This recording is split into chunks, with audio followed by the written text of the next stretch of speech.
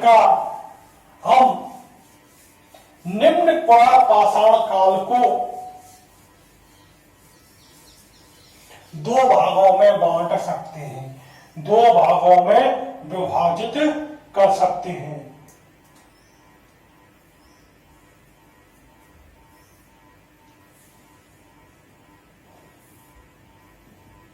एक तो चापर चापिन संस्कृति,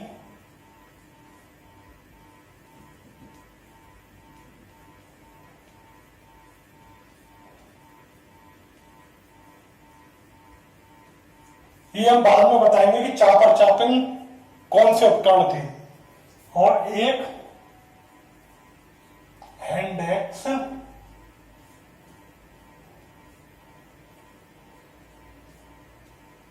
संस्कृति। चापर चापिन संस्कृति इसलिए कहते हैं क्योंकि यह कौन से उपकरण मिले, चापर चापिन। और इसको हैंडेक्स संस्कृति क्यों कहते हैं, क्योंकि यहां का जो मुख्य उपकरण था वो हैंडेक्स था। इसके अलावा इसे कोर संस्कृति भी कहते हैं।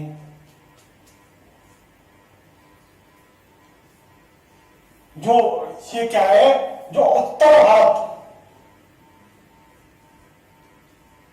इस प्रकार देखते हैं हम दक्षिण भारत,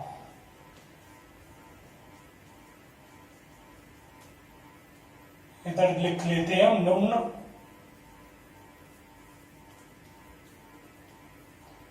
पुरा पाषाण काल।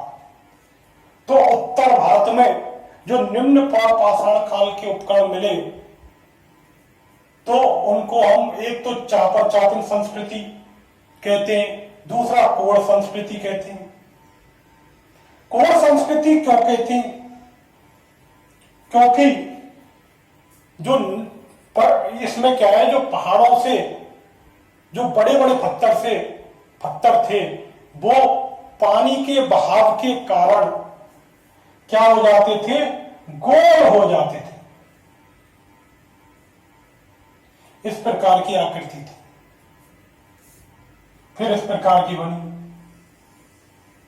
इस प्रकार के हो जाते थे, गोल उपकरण हो जाते थे। इसे क्या कहा जाता था, पेएबल।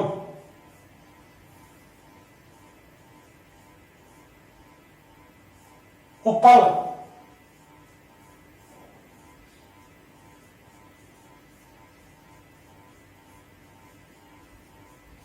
या बटी कास में कहा जाता था। अब इससे क्या होता था, इसको तोड़ लेते थे और इस प्रकार तोड़ते थे।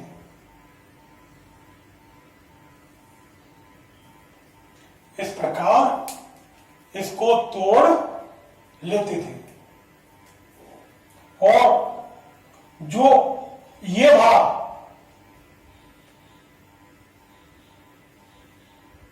क्या कहलाता था, फलक, और ये भाग जो बच गया इसे क्या कहते थे, कोर।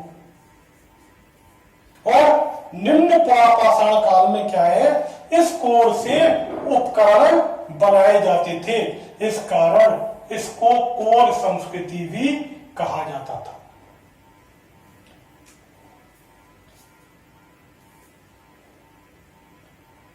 दक्षिण भारत में एक तो इसको मद्रास संस्कृति कहा जाता है।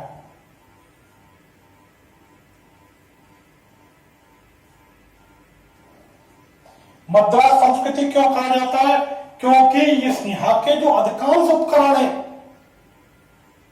वो मद्रास या चेन्नई से मिले, इस कारण इसको मद्रास संस्कृति भी कहा जाता है। हैंडेक्स संस्कृति क्यों कहा जाता है, क्योंकि ये यहाँ का जो मुख्य उपकरण था हैंडेक्स था।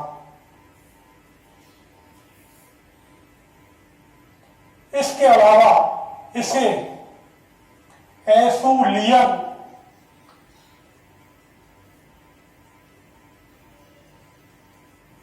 संस्कृति भी कहा जाता था। दक्षिण भारत में जो निम्न पुरापाषाण काल के उपकरण थे उनको क्या कहा जाता था? एशूलियन संस्कृति। एशूलियन संस्कृति क्यों कहा जाता था? क्योंकि यूरोप व अफ्रीका के उपकरण, जो अफ्रीका व यूरोप की जो एशूलियन संस्कृति है, जो दक्षिण भारत में निम्न पुरापाषाण काल के जो उपकरण मिले वो उससे मिलते हैं। इस कारण इसे एशूलियन संस्कृति भी कहा जाता है। मद्रास संस्कृति नाम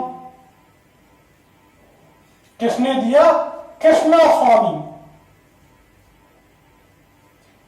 जो निम्न पुरापाषाण कालीन दक्षिण भारत में जो मद्रास संस्कृति नाम किसने दिया? कृष्णा स्वामी। तो निम्न पुरापाषाण काल को किस किस नाम से जानते हैं? उत्तर भारत में चापर चापिंग संस्कृति व कोर संस्कृति, दक्षिण भारत में मद्रास संस्कृति, हैंडेक संस्कृति व एशूलियन संस्कृति। और मद्रास संस्कृति नाम कृष्णा स्वामी ने दिया। और एशूलियन संस्कृति क्यों कहते हैं? क्योंकि यूरोप और अफ्रीका की जो एशूलियन संस्कृति के उपकरण थे वो किससे मिलते हैं? हैंडेक्स से मिलते हैं। इस कारण इसे एशूलियन संस्कृति भी कहते हैं। ये तो हो गया इसका क्या है? नामकरण। अब दोस्तों हम देखते हैं कि अभी मैंने बताया था उपकरणों के बारे में कि यह कौन कौन से उपकरण हमें प्राप्त हुए।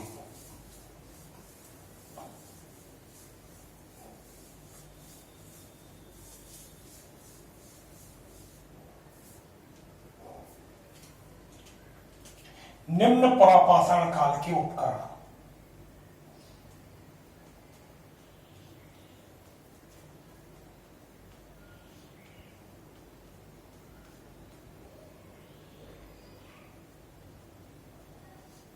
बने किसके थे?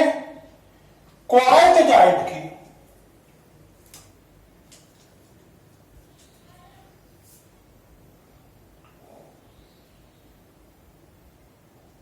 क्वार्टजाइट जिसे कांच मणि भी कहा जाता है।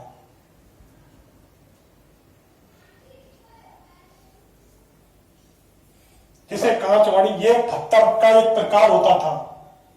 तो जो उनका जो निर्माण होता था उपकरण का किससे होता था? क्वार्टजाइट या कांच मणि से। कैसे होते थे? जो उपकरण होते थे वो कैसे थे? बड़े थे, भद्दे थे, मतलब देखने में अच्छे नहीं थे और बड़े थे, बड़े आकार के थे। उनको किसके लिए काम आता था? जो बड़े बड़े जानवर थे उनका शिकार करने के काम में लिया जाता था। अब ये उपकरण थे कौन कौन से? तो पहला था, अभी बताया था, पेबल।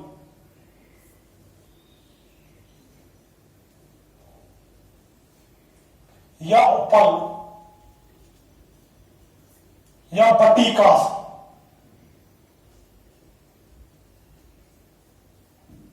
ये क्या होता था? बड़े पत्थर पानी में रगड़ खाकर चिकने व गोल हो जाते थे। अभी मैंने बताया था वो पेबल कहा जाता था। इस तरह जो पानी में क्या है, ये गोल मटोल हो जाते थे, वो क्या कहलाते थे? बटीकास्म कहलाते थे। दूसरा था चापर।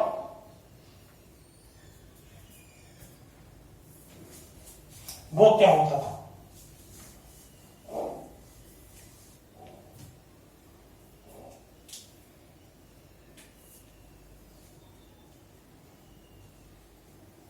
या खंडक भी कहा जाता था।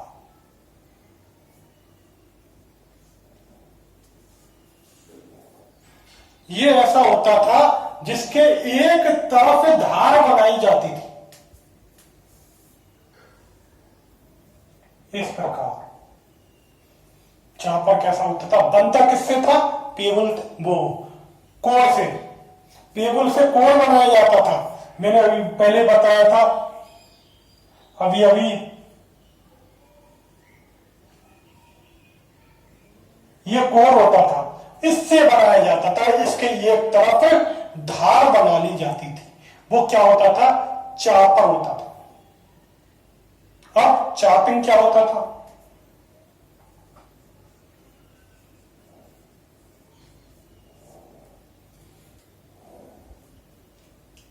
चापिंग होता था जिसके दोनों तरफ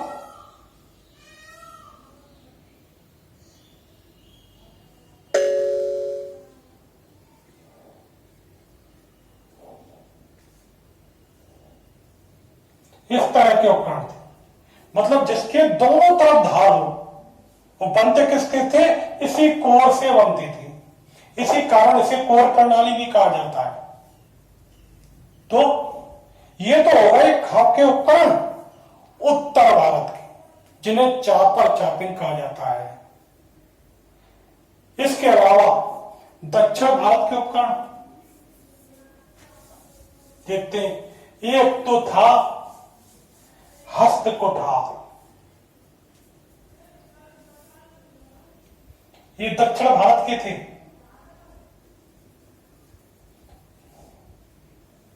ये किस प्रकार का था,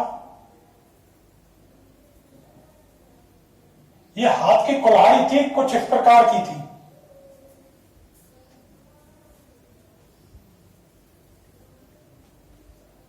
जो कहां से मिली, ये निम्न पुरापाषाण काल का दक्षिण भारत में मुख्य उपकरण था। इसके अलावा था विदारक या क्लीवर, ये भी दक्षिण भारत में था, लेकिन जो मुख्य उपकरण था वो हस्तकुठार था। विदारक या क्लीवर, ये क्या था, इसके एक तरफ दो धार बनाई जाती थी। इसके क्या होता था, एक तरफ दो धार बनाई जाती थी। तो ये हो गए आपके उपकरण। दोस्तों आपकी समझ में आ गए होंगे। अब इसकी कुछ विशेषताएं देख लेते हैं।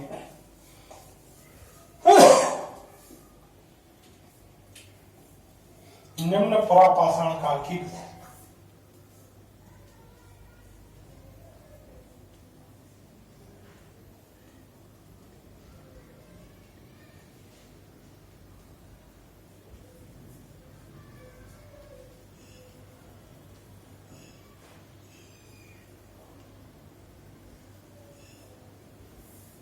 नंबर 1, जीवन शैली।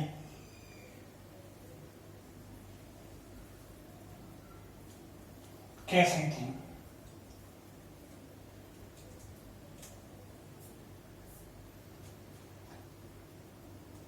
शिकारी व खाद्य संग्राहक। महत्वपूर्ण क्वेश्चन है। इसकी जीवन शैली कहती थी, ये शिकार करता था, खाद्य संग्राहक था, यानी कि उत्पादक नहीं था, उत्पादन नहीं करता था, सिर्फ खाद्य का, खाने का संग्रह करता था।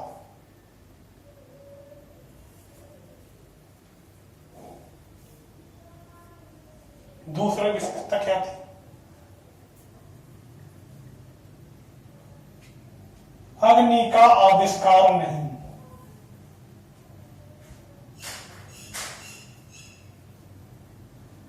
तो इस समय तक अग्नि का आविष्कार नहीं हुआ था, तो खाता कैसे था, यह कच्चा मांस खाता था। किसका, जानवरों का। इसके अलावा मछलियों का,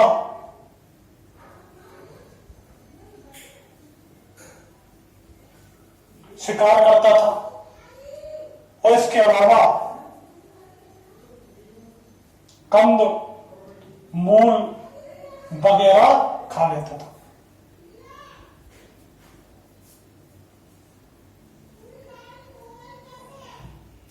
निवास, इसका निवास कहां था? इसका निवास था पेड़ पौधे, नदियों के कगार,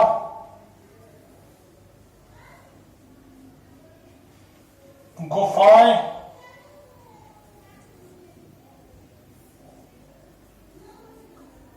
आदि थी। ये रहता कहां पर था? पेड़ पौधों पर, नदियों कगार पर। उनका एक निश्चित स्थान नहीं था, वह एक तरीके से वरवर था। कैसा था? वरवर।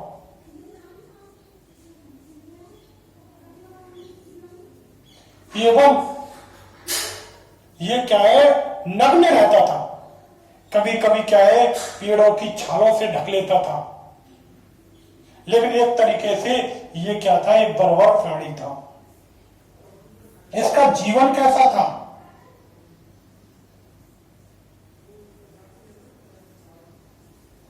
एकांकी, अर्थात सामूहिक, ताकि अवधारणा नहीं। इसका जीवन एकांकी था, अकेला रहता था। जिधर खाने को मिल जाता था उधर ही चला जाता था। जिधर इसे सुरक्षा दिखती थी और खाने को मिल जाता था उधर ही चला जाता था। इनमें क्या है कि सामूहिकता की भावना का अभाव था।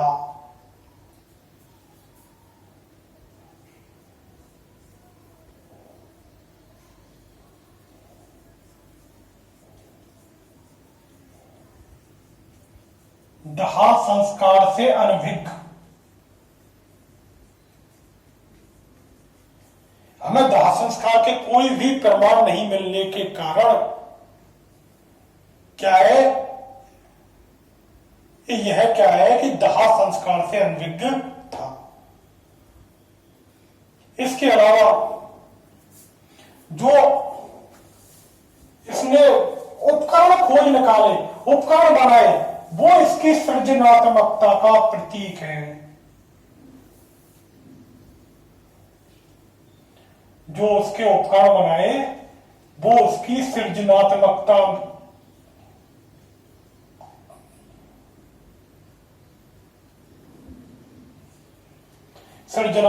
का प्रतीक है। और यह कला की ओर जाने की कोशिश कर रहा है, लेकिन वो कलात्मक नहीं हुआ है, लेकिन कोशिश कर रहा है, क्योंकि उसने क्या है, उपकरण बनाना सीख लिया।